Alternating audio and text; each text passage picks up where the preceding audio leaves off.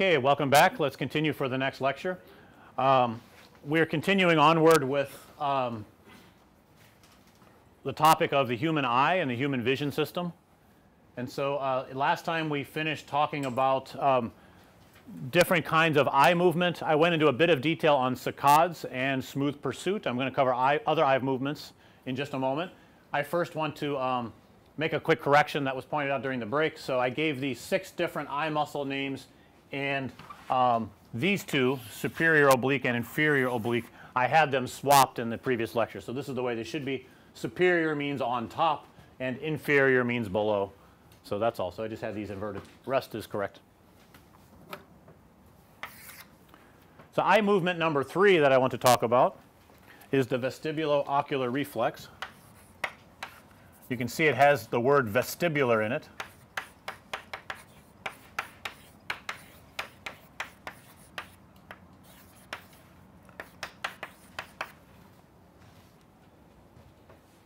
Oh, so this is sometimes abbreviated as VOR, and it's called the VOR, so pronounced letter by letter. Here's a diagram showing how the vestibulo-ocular reflex works as part of our physiology, and these circles in the bottom correspond to canals inside of our vestibular organs. So, they're inside your ear canal, and they're measuring angular accelerations.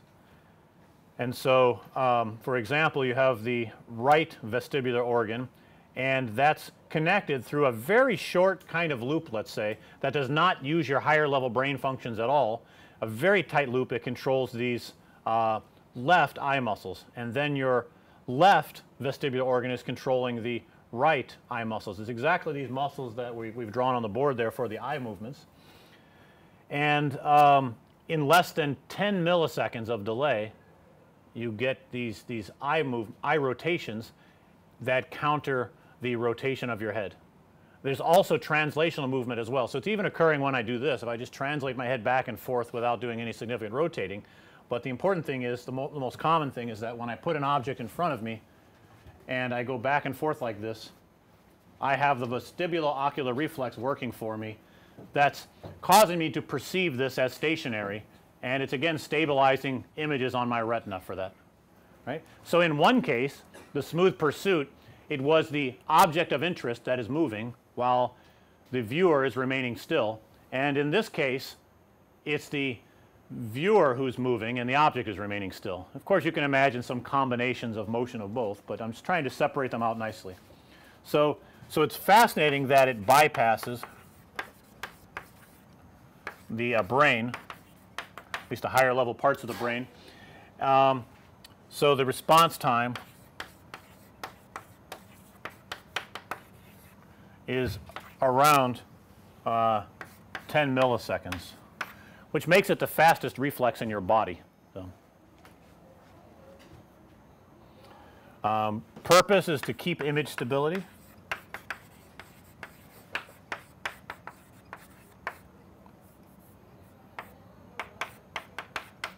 You can imagine right away if you have a virtual reality headset that has a lot of flaws in it with regard to latency, pixelation, all sorts of things going on. This reflex is trying to maintain image stability, and you're interfering with it by presenting this artificial stimulus, trying to fool your brain. If you don't get it right, your perceptions of stationarity are not going to be matched perfectly. So, you get counter rotations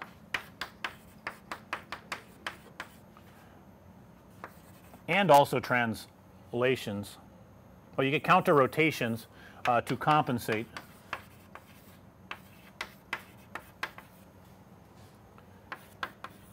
for the 6th degree of freedom head motion.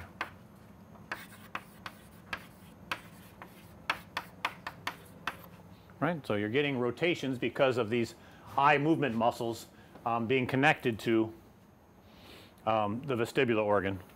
And so, all we can do is rotation, right. I cannot translate the eyeballs inside of our heads. So, it's doing rotations to compensate for full 6th degree of freedom motions while I remain fixated on something. Here's something fascinating that happens. You should definitely be aware. It's very important for virtual reality. It's called VOR gain adaptation.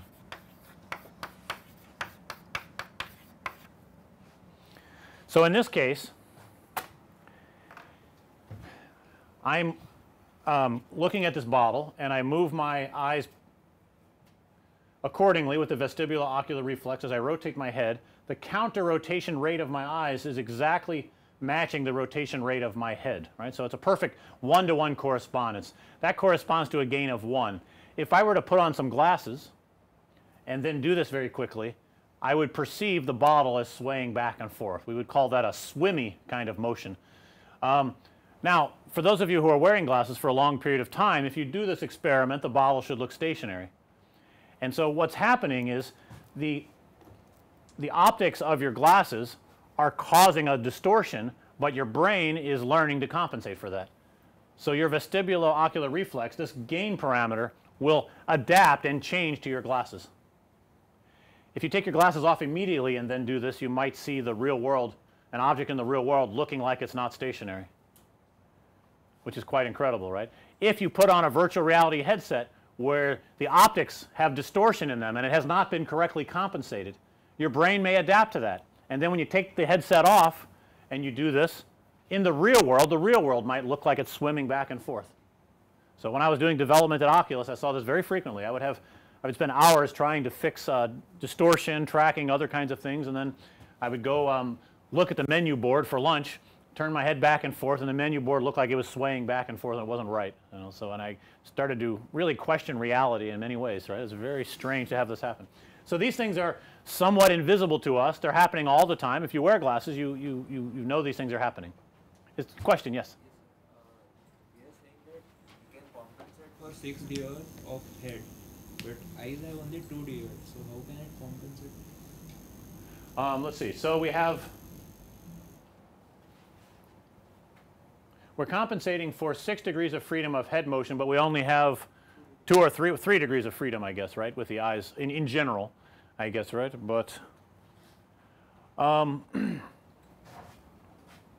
guess we cannot compensate completely in some cases, right. So that's a good observation. There's more degrees of freedom in the motions than there are in the possible rotations that we can apply. That's correct. Let's see. So I'm maintaining visibility of you while I move my head and body around. That's a good question. What's really wrong here? How many?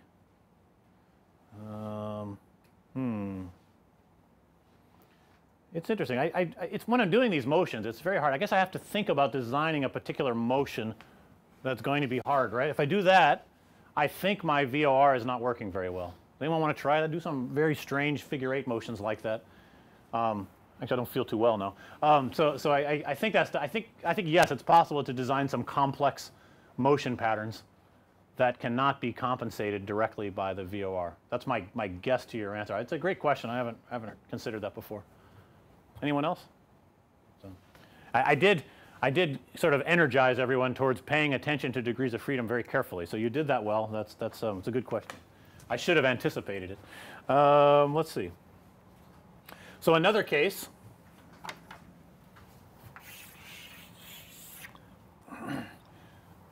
Four is optokinetic.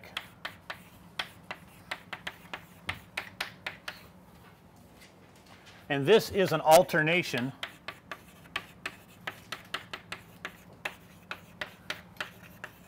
between pursuit and saccade. And the reason why this happens is for a very fast moving rather large object that you may want to track, and you keep jumping from feature to feature on it. So the most common example I can think of is you're standing on the ground and you're watching a train go by. So your brain will go into a mode where your vision system will go into a mode where it tracks a feature on the train, then jumps to another one, and then jumps to another one. You ever do this before? I don't find it very comfortable at all, but nevertheless it's interesting to watch a fast moving train when you're fairly close to it. Has everyone done this before? So this is some kind of mode. I cannot think of too many more examples where this occurs. And let's see, example 5, it's a convergence and I'll put divergence together.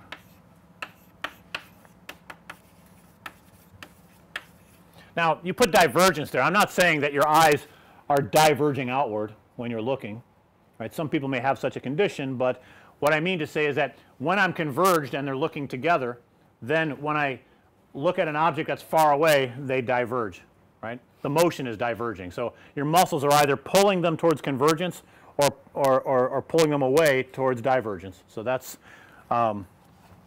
two different directions, but it's the same phenomenon. So I may have my eyes rotated to look at something very close, or not rotated together as much, not oriented together as much to look at something far away. So it's these motions between these two, right? So if I go this way, then I'm converging. If I go the other direction, then it's diverging. But it doesn't mean the result is fully diverged. The eyes are converged in both cases, right? Until the extreme case when you're looking at something, let's say at infinity, then they should be parallel. Let me see where I'm at on this. Okay. And I have one final case to cover. This is the most mysterious. I think very much is mentioned about it in the book, but there's a lot of current literature on it. It's called microsaccades.